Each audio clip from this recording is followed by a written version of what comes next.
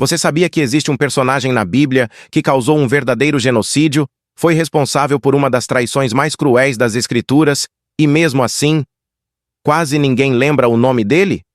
Não é Judas. Não é Faraó. É alguém muito mais esquecido, mas cujas atitudes impactaram toda uma linhagem sagrada. E o pior, ele fez tudo isso usando a aparência de piedade, a capa da fé e até a própria Torá como arma. Já ouviu falar de Doeg, o Edomita? Não? Então segura firme, porque o que você vai descobrir agora pode mudar completamente a forma como você enxerga falsidade religiosa, manipulação espiritual e poder disfarçado de santidade. E antes de continuar, me responde aqui nos comentários. Você já foi ferido por alguém que usou a Bíblia para te atacar em vez de te curar? Ou já conheceu alguém que parecia santo por fora, mas era veneno por dentro? Deixa o like agora, porque esse vídeo vai expor um dos vilões mais ignorados da Bíblia. Se inscreve e ativa o sininho, porque ainda tem muitos personagens que ninguém te contou, mas que todo cristão precisa conhecer. Pronto para conhecer o veneno que se esconde atrás de um versículo decorado? Então vamos juntos descobrir quem foi Doeg, o vilão mais esquecido e talvez um dos mais perigosos das Escrituras. Imagine um nome quase apagado das páginas da memória. Um personagem que poucos lembram, mas que protagonizou um dos atos mais sombrios e cruéis de toda a Bíblia. Enquanto os holofotes sempre recaem sobre Judas, Faraó ou até mesmo Saul, há uma figura esquecida, mas absolutamente decisiva para um dos maiores massacres descritos nas Escrituras. Hoje você vai conhecer Doeg, o Edomita. Um homem que, mesmo sendo estrangeiro, se infiltrou no coração do reino de Israel. Um personagem que não só manipulou palavras sagradas, mas também empunhou a própria Torá como arma para ferir. Um vilão que, disfarçado de piedade, provocou dor, morte e destruição.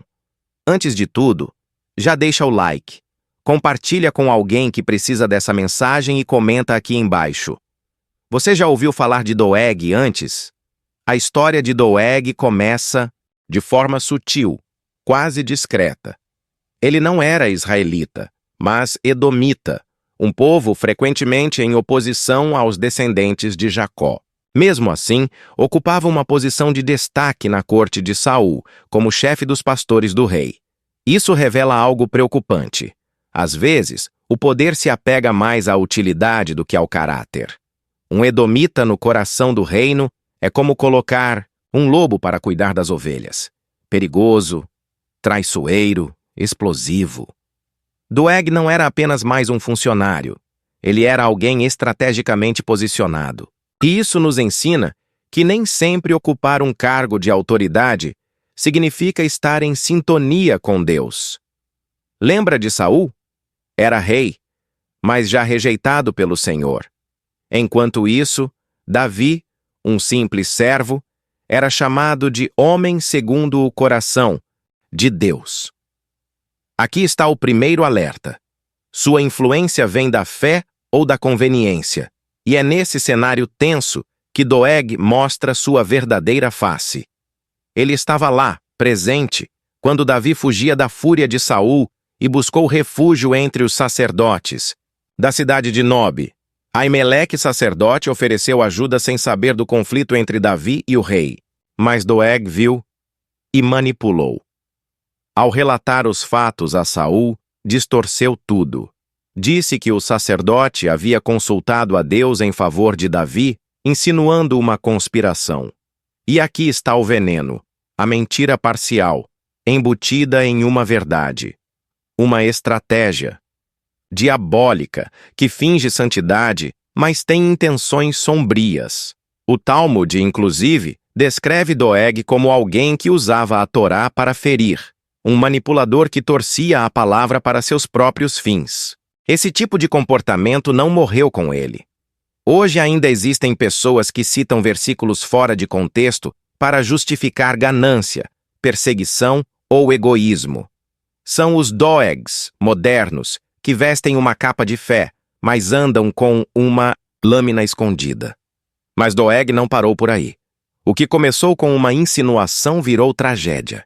Saul, tomado pela paranoia, pelo medo e pela insegurança, ordena algo impensável: o massacre dos sacerdotes de Nob. E quem executa essa barbárie com frieza e prazer? Doeg. Não só obedeceu, ele se deleitou. Mulheres, crianças, até os animais. Nada escapou. Um extermínio completo, motivado por manipulação e alimentado por um coração envenenado pelo poder. A Bíblia registra esse momento como um dos mais perversos da história de Israel. Uma lição dura, porém necessária. Quando a fé se torna apenas fachada, o trono do coração é tomado pela corrupção. Saul era rei, mas já sem direção divina. Doeg era religioso, mas sua espiritualidade era vazia.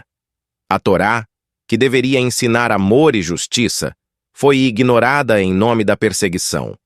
Isso ainda acontece hoje, quando alguém diz: Deus te abençoe com a boca, mas fere com atitudes. Quando o conhecimento bíblico vira arma e não ponte. Por isso, ore por discernimento antes de tomar decisões. Leia Provérbios, leia Tiago. Cuide da língua e do coração. E então vem o julgamento, não humano, mas divino. Quando Davi descobre o massacre, ele escreve o Salmo 52, uma denúncia espiritual poderosa. Nesse salmo, Doeg não é citado pelo nome, mas é desnudado em cada verso.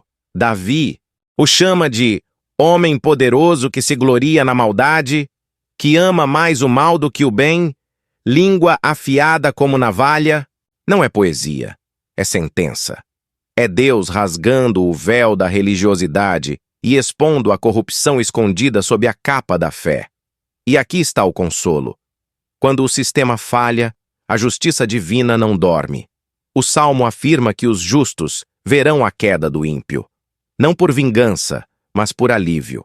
E se você já foi ferido por mentiras, manipulações ou falsos religiosos, mergulhe nesse salmo.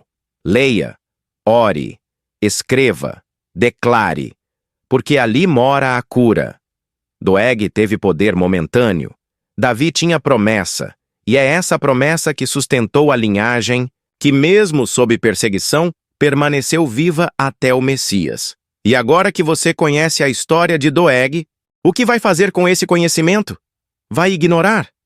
Vai pensar que isso é coisa do passado? Ou vai refletir: será que eu já fui ferido por palavras afiadas como as dele? Ou pior, será que eu já usei a fé como fachada para encobrir atitudes erradas? A história de Doeg não está na Bíblia por acaso. Ela está ali para expor, confrontar, alertar, mas acima de tudo, transformar. Porque a Bíblia não esconde os vilões.